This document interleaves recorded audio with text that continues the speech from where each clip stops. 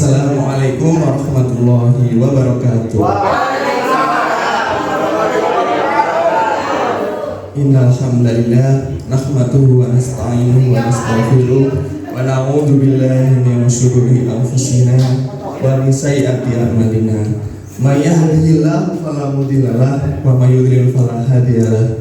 Asyhadu an la ilaha illallah wa asyhadu anna Muhammadan abduhu wa rasuluh. Allahumma shalli wa sallim ala sayyidina Muhammad wa ala ali sayyidina Muhammad. Rabbi shrah li sadri wa yassir li amri wa hlul 'uqdatam min lisani yafqahu qawli. Yang terhormat Bapak Kepala Dinas, yang saya hormati Ibu Sekretaris Dinas, yang saya hormati jajaran Kepala Bidang, pejabat fungsional serta seluruh staf DKPP yang berbahagia. Walaupun DPP dipotong ya, dan semoga diberikan kelimpahan oleh Allah SWT. Pertama-tama, marilah kita panjatkan puji dan syukur atas kehadiran Allah Subhanahu wa Ta'ala, karena pada kesempatan kali ini kita masih dapat melanjutkan kegiatan rutinan kita, yaitu membaca di bulan Ramadan dalam keadaan sehat walafiat tanpa keadaan halangan suatu apapun. Salawat serta salam semoga selalu tercurah limpahkan pada junjungan kita Nabi Agung Muhammad, salam para keluarganya, sahabatnya, tabiin-tabiinnya, semoga kita termasuk hambanya yang diberikan syafaat di Allah. Bagaimana kabarnya hari ini Bapak Ibu sekalian?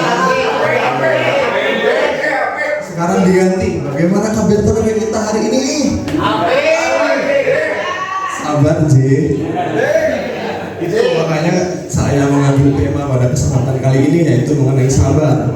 Sesuatu hal yang sangat sebenarnya saya susah menggunakan, karena mungkin saat ini juga saya juga sebagai seorang bapak punya anak satu umur 9 bulan. Jadi kata Pak Juma lagi kermawajena.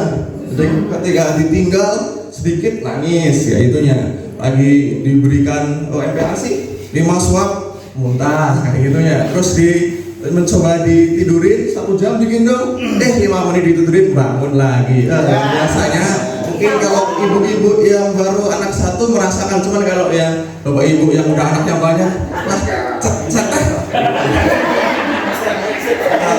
jadi setiap orang diberikan ujian masing-masing ya. Untuk kali ini aku belajar untuk jadi bapak dulu lah, seperti itu.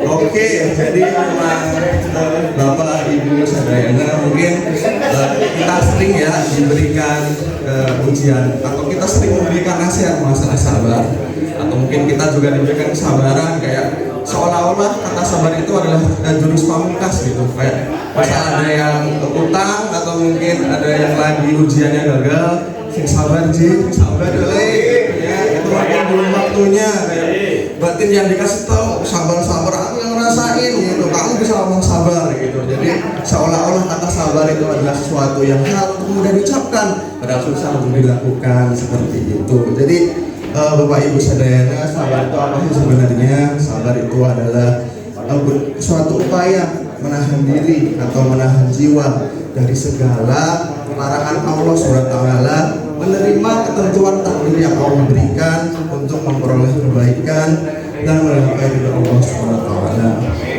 Dan orang sabar itu bukanlah dia yang paham tuh masalah dalil ataupun dia paham masalah dari tadi sabar, bukan hanya itu.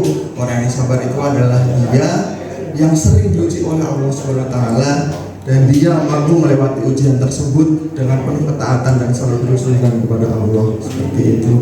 Ada beberapa landasan teori, beberapa dari dalam Al-Quran seperti ini, ada banyak sebenarnya ya. Cuman di sini saya akan menyampaikan 2, dan pas sudah pada hafal tuh Quran surat Al-Baqarah 153, apa punya Pak Kasih? Pada paham ya. Jadi yang artinya sesungguhnya Allah itu bersama orang-orang yang sabar. Nah, bersama ini maksudnya adalah bahwa ketika orang yang mendapatkan ujian, terus dia bersabar dan percaya pada Allah, Allah akan memberikan jalan atau mungkin pertolongan yang tidak disangka-sangka atau tidak diduga-duga, sehingga ketika kita benar-benar bersabar pada Allah, ketika mendapatkan ujian, insya Allah akan ada jalan keluarnya, sehingga membuat kita menjadi damai, kemudian hilang dari rasa was-was atau mungkin keputusasaan seperti itu. Kemudian ada satu ayat lagi nih yang menurut saya asik untuk dijadikan landasan sabar gitu, yaitu dalam Quran surat Ali Imran ayat 200 yang bunyinya A'udzubillahi minasyaitonirrajim ya ayyuhalladzina amanu sabiru wasabiru warabitu wattaqullaha la'allakum tuflihun, yang artinya hai orang-orang yang beriman ya, bersabarlah dan kuatkanlah kesabaranmu dan tetaplah bersiap siaga dan bertakwalah kepada Allah agar kamu jadi orang yang beruntung. Nah, dari sini tuh saya ada mengambil 4 intinya. Jadi yang pertama tuh isbiru itu kan kita disuruh sama Allah untuk bersabar. Nah, sabar ini ada beberapa kan, karena misal sabar karena ujian, kemudian sabar ketika mungkin beribadah atau belajar. Kan belajar juga butuh sabar, artinya nggak langsung belajar langsung bisa, kan perlu kesabaran. Kemudian kalau sabar yang saat puasa ya sabar menghadapi godaan atau mungkin menahan nafsu seperti itu. Kemudian isbiru wasobiru dan tingkatlah kesabaranmu. Nah, di sini adalah maknanya adalah bahwa akan ada teman-teman atau tim yang saling mensupport kesabaran kita ketika kita sudah dalam keadaan ibaratnya sudah pundung gitunya, akan ada teman-teman yang meningkatkan kesabaran kita, jadi saling mengingatkan seperti itu.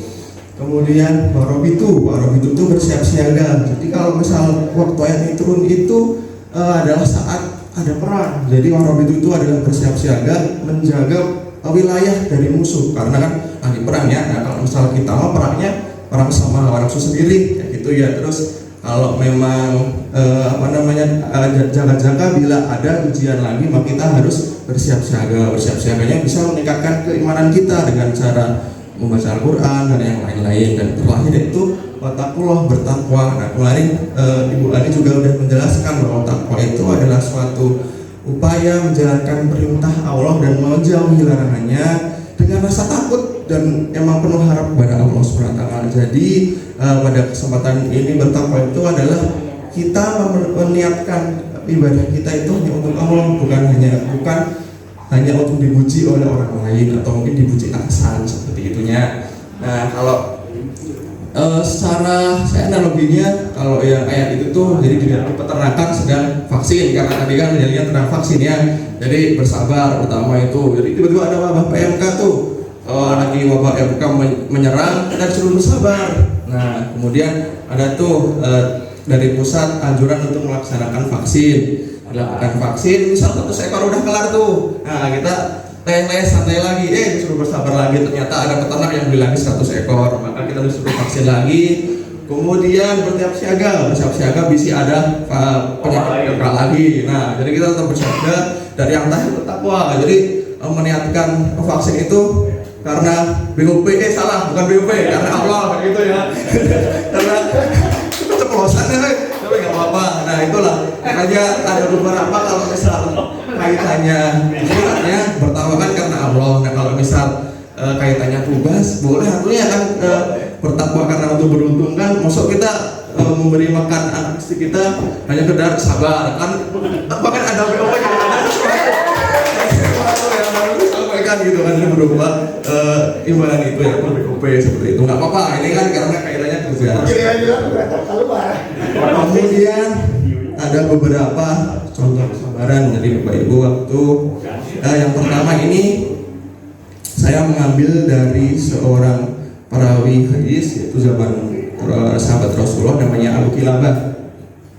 Suatu ketika ada sahabat lain tuh namanya Abdullah bin Muhammad. Nah, Abdullah bin Muhammad itu sedang jalan tuh di daerah Mesir. Kemudian dia menemukan sebuah gubuk lah. Nah, di dalam gubuk itu ditemukan tuh Abu Kilabah. Nah, ternyata Abu Kilabah itu kondisi fisiknya sangat luar biasa, Masya Allah. Jadi tangannya buntung, kakinya buntung, telinganya tuli, matanya buta, dan hanya satu yang sempurna yaitu lisannya. Dan lisannya ini adalah selalu digunakan untuk bertasbih kepada Allah, berzikir kepada Allah. Nah, dan puncak kesabarannya bukan itu sebenarnya Bapak Ibu. Nah, suatu ketika si Abu Kilabah itu minta tolong tuh pada Abdullah bin Muhammad untuk mencarikan anak satu-satunya laki-lakinya yang biasa membantu beliau wudhu atau makannya. Nah, dicari tuh, mau carikan eta si anak kurang gitu ya. Kalau misalnya sudah gitu kan. Gak apa-apa lah gitu udah dicariin.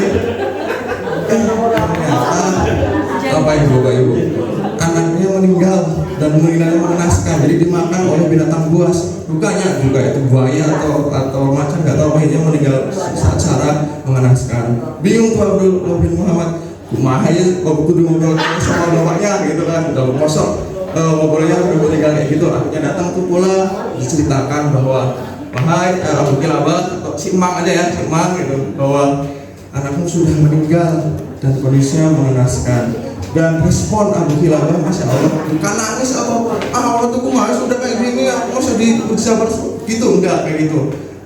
Responnya adalah alhamdulillah Allah memberikan keturunan dan menarik keturunanku dalam keadaan tidak bermaksiat kepada Allah. Luar biasa ya. Jadi kesabarannya bukan hanya karena fisiknya, diuji lagi sama dengan anaknya kayak gitu. Terus ya maklum ya kalau misal tingkatnya perawi kan kerennya. Nah, kita aja waktu yang zaman sekarang aja. Jadi ada satu waktu tuh waktu pas saya ke Mekahnya, saya kan saat itu kan sedang haji ya, walaupun haji limpahan ya, haji limpahan ini. Jadi bukan haji yang dari saya sendiri, bukan, karena saya kebetulan bapak saya sudah meninggal, jadi saya gitu ya yang harus hajinya. Nah, saat itu kan saya di sana paling bocil gitu Bu. Nah, jamaah haji itu semua sudah 60-an tahun lah, termasuk ibu saya. Nah, saya itu kenal satu orang bapak yang sedang haji, umurnya hampir 70 tahun.